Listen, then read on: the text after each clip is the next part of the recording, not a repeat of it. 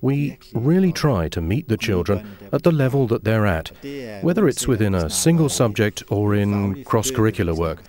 And we really try hard to follow the school's policy that we should aim to focus our teaching on each individual child.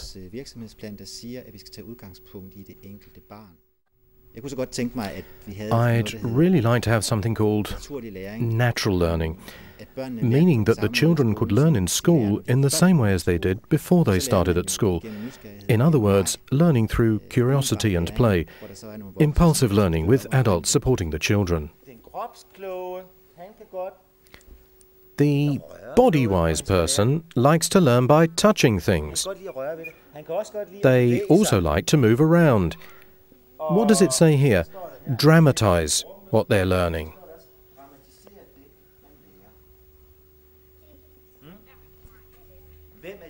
Which of you thinks you're body-wise? It's all about being conscious about your own starting point, finding out how best you learn. What are the necessary prerequisites? Do you learn best by using your eyes, your ears, or by touching? Usually we have a little of everything in us, but as a rule there is a primary learning system. To learn how to learn also means that I support the natural curiosity that the children are born with, this sense of wondering that they've had for the first 5 or 6 years of their lives. All the things they wanted to examine when they were 4 years old, 5 years old. We want to give them the opportunity to do the same thing in school.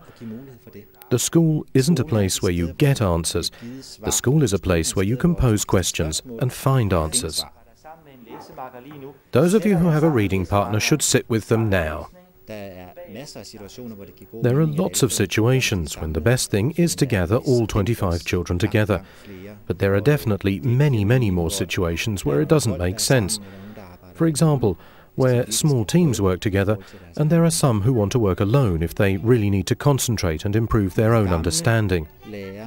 But the old-fashioned teacher, the communicator, like a priest in church, where the class sits in rows staring into the back of the head in front, I call it bums on benches teaching. It doesn't work. It's history. That fits your reading brains. Yes, that's the series. We create a framework for the children, and in that framework there are some must things and there are some may things. And we explain to the children why the must things are there, what the goal is, how we're going to work towards it. The children might have some suggestions as to how they best can work. Some want to work alone, some with partners, some in groups. It's very different and depends on your learning system. We all have different methods when learning, which are optimal for us. Some children need peace and quiet around them.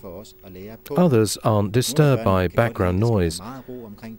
Some want to be absorbed in work for long periods of time, whilst others need to have things broken up into shorter periods. It's very individual.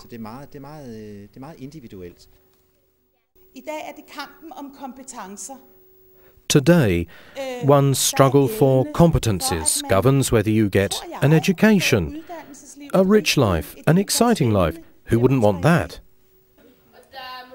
There's a little more substance in this role than in the role as the black. Jeppe? I think it was good. Everybody wants to learn. Everybody wants to be more competent. I feel it's my task and the task of the children's family to support that. It has been a demanding task to readjust. There's nothing as difficult as a change of habits.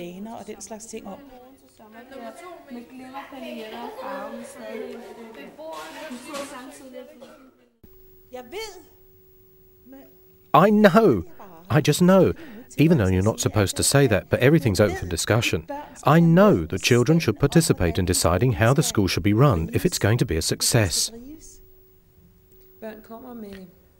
Children come with so many different abilities today, and in the youngest classes there's an age difference of several years within the same class, which makes it unthinkable that all the children at the same time will experience a positive start to learning.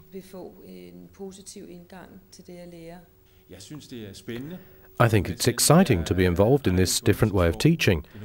It's something we have to get used to, of course, and we're getting better and better day by day as time progresses.